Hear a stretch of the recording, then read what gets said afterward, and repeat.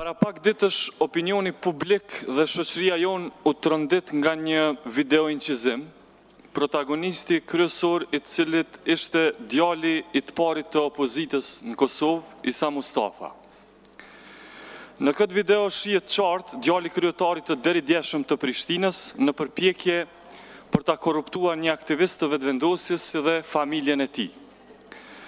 Kjo video shpërfaqi mënyrën e vërtet të qeverisjes së kryeqytetit nëpërmjet klientelizmit.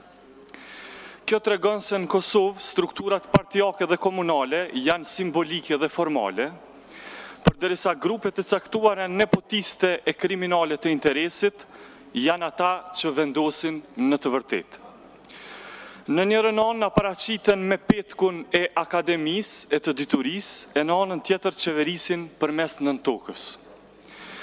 Kështu qeveris deri sot komuna, e kështu po pretendohet të qeveriset nesër edhe Kosova. Akademiku Mustafa djen rrjetet sociale e pranoi se djali i tij u përfshi në një skandal korruptiv. Por merreni me mend, tha, mos u merrni me familjen time. Thuaj se kjo është një çështje personale. Isa Mustafa po mundohet të thotë që ajo që bëri djali i tij dhe ajo që bën komuna janë dy gjëra krejtësisht të ndryshme. Por me siguri ai e din frazeologjin popullore, e cila thotë se çka ka shtëpia e çet fëmia, dhe se të vegjlit i hajnë mollat, por të rriturve u mpihen dhëmbët. Shqyr që doli kjo video dhe e morën vesh se sa të njëjta janë dy partitë kryesore politike në Kosovë dhe sa i kotë është debati kur ato grinden duke na shitur moralitet hipokrit.